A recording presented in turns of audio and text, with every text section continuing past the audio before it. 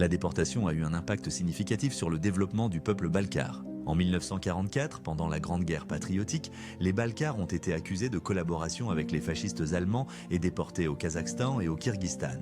L'exil des Balkars a duré 13 ans.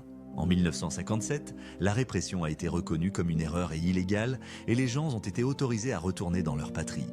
Historiquement, les Kabardes vivaient dans la plaine, les Balkars dans les montagnes. Cette division persiste encore aujourd'hui. Presque tous les villages de haute montagne sont Balkars. Aujourd'hui, en Kabardino-Balkarie, il y a environ 100 petits villages peuplés uniquement de Balkars. Ils sont principalement situés dans les districts de Tchegem, Tcherek, Elbrus et dans la Haute-Balkarie. Dans les zones plus proches de la plaine, les villages sont souvent mixtes. Balkars et Kabardes y vivent ensemble. L'origine ethnique des Kabardes est au clair. Ils appartiennent au groupe adyguéen, ce qui ne fait aucun doute pour les historiens. La plupart des chercheurs s'accordent à dire que les Balkars sont un groupe ethnique avec une histoire riche, formée à partir de différentes cultures et peuples. Les Balkars sont issus du mélange de la population autochtone du Caucase, y compris les tribus Koban avec les Alains, Bulgares, Khazars et Kipchaks. Cela a formé leur base ethnique. Après l'invasion mongole au XIIIe siècle, les ancêtres des Balkars ont été repoussés dans les gorges montagneuses. Là, ils ont formé 5 grandes communautés, Balkar, Malkar, Kolam, Bezen et Chegem. Parmi les Balkars, on trouve souvent des personnes aux cheveux clairs et aux yeux gris-bleus. Il y a aussi des blonds aux yeux bleus, ce qui les distingue des autres peuples du Caucase.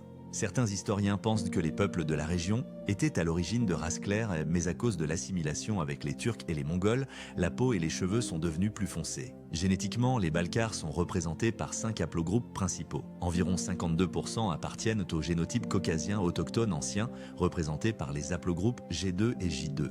Environ 45% des Balkars appartiennent aux haplogroupes eurasiens, conditionnels R1A, R1B et Q1A, ce qui reflète l'origine mixte de ce peuple. L'haplogroupe Q1A, dont la patrie est considérée comme l'Asie centrale, est répandu chez de nombreux peuples de la région et est également présent chez les Balkars, ce qui confirme leur lien migratoire. Cet haplogroupe s'est répandu sur un vaste territoire de l'Eurasie. Afghanistan, Pakistan, Inde, Iran, Arabie Saoudite, Hongrie, Pologne, Lituanie, Russie et Géorgie. La fréquence de l'haplogroupe Q1A est particulièrement élevée chez les Turkmènes et les Balkars, ce qui indique leurs liens génétiques et historiques étroits. L'haplogroupe R1B trouve son origine en Asie centrale ou en Altaï. Plus tard, les porteurs de cet haplogroupe ont migré vers l'ouest à travers le plateau iranien. Sur le territoire du plateau iranien, les porteurs de R1B ont créé l'État d'Elam, ce qui a constitué une étape importante dans l'histoire de la région et la formation des peuples. L'État sumérien est lié au fait que les Assyriens, considérés comme les descendants modernes des Sumériens, ont un pourcentage très élevé d'haplogroupe R1B, largement répandu en Europe. Aujourd'hui, l'haplogroupe R1B prédomine chez plus de la moitié de la population européenne, en particulier chez les Basques, les Anglais, les Irlandais, les Écossais et les Français. Dans une chronologie profonde, on peut trouver des racines génétiques nains communes entre les Balkars et les peuples du Caucase, d'Europe et d'Asie, ce qui témoigne de l'origine complexe de ce peuple. La langue Karatchaï-Balkar appartient au groupe turc Polovtsian-Kipchak, conservant des racines turques anciennes dans sa structure et son lexique. Jusqu'aux années 20 du XXe siècle, les Balkars étaient appelés Tatars de montagne ou Caucasiens turcisés, reflétant leur appartenance historique et leur culture. Depuis 1924, l'alphabet de la langue balkare est basé sur la graphie russe, ce qui a facilité l'écriture et l'apprentissage de la langue parmi la population. Dans l'Antiquité, les Balkars étaient de païens avec un culte des pierres, des arbres sacrés et l'animisme, ce qui était caractéristique de nombreux peuples de la région. En 737, les troupes du Khaganat khazar furent vaincues par les Arabes et selon le traité, le Khagan permit à tous ceux qui le souhaitaient de se convertir à l'islam. Un nombre considérable de Bulgares Burjan, ancêtres des Balkars, Karatchaïs et Koumix modernes, adoptèrent l'islam, mais parmi les Balkars des montagnes, l'islam se répandit moins. Plus tard, l'islam se propagea davantage, cependant les régions montagneuses du Caucase conservèrent les croyances traditionnelles, les Khans et les cultes de leurs ancêtres. Durant l'apogée de l'État Alan au Xe siècle, les ancêtres des Balkars adoptèrent le christianisme orthodoxe, ce qui se refléta dans leur culture et leurs traditions religieuses. Le calendrier moderne des Balkars conserve la mémoire du christianisme. 4 des 7 jours de la semaine portent le nom de saints tels que Georges et Paraskeva. Par exemple, Georgkun est le mardi, jour de Saint Georges, et Baïdian Baraskun est le mercredi, jour de Sainte Paraskeva, conservé depuis les temps anciens. Le vendredi était appelé Bayrim Kun, jour de la Vierge Marie, ce qui indique une profonde influence de l'orthodoxie dans la vie des ancêtres balkars. Cependant, l'invasion mongolo-tatare porta un coup sévère au christianisme. ralentissant le développement et la préservation de cette religion parmi les Balkars.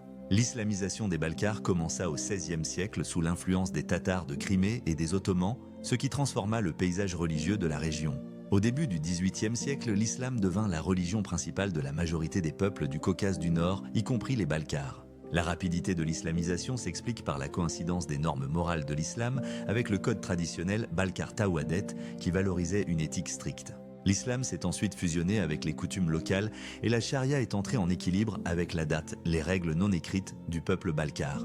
Jusqu'au XIXe siècle, il y avait un mélange de différentes pratiques religieuses, la foi et les traditions païennes coexistaient dans la culture balkare. Aujourd'hui, la majorité des Balkars sont des musulmans sunnites, cependant les fêtes et rituels païens continuent de se préserver dans leur vie. Dans chaque village balkar, des maisons simples côtoient des constructions anciennes, reflétant le lien entre le passé et le présent dans la région montagneuse. Les Balkars s'installaient traditionnellement sur les pentes des montagnes et au bord des gorges, utilisant les caractéristiques naturelles pour vivre et se protéger. Les gorges sont situées près des rivières et les habitations étaient disposées de manière chaotique. Les aouls ont encore aujourd'hui l'apparence de terrasses où les maisons sont les unes au-dessus des autres. Les ruelles étroites et sinueuses ressemblent souvent à des sentiers et peuvent se terminer brusquement en impasse, créant une disposition inhabituelle des aouls. Depuis toujours, les maisons étaient construites en pierre sans utiliser de liant, ce qui leur confère une solidité particulière et un aspect unique. L'élevage est la principale activité de l'économie traditionnelle des Balkars, qui conserve une importance majeure encore aujourd'hui. Aujourd'hui, de nombreux Balkars se consacrent au commerce sur les marchés touristiques où ils vendent des articles en laine et des souvenirs. Certains habitants de la Balkarie ouvrent des cafés avec une cuisine nationale, attirant les visiteurs avec des plats authentiques. Sur le territoire de la Balkarie se trouvent presque tous les célèbres 5000 mètres du Caucase, y compris l'Elbrouz, que les Balkars appellent Mingitao, la montagne éternelle. Le berceau du champignon de kéfir guérisseur est le pied de l'Elbrouz, d'où, depuis 1867, il a commencé à se répandre dans le monde entier. Jusqu'à présent, les Balkars reçoivent des demandes d'envoi du champignon de kéfir des coins les plus reculés de la planète.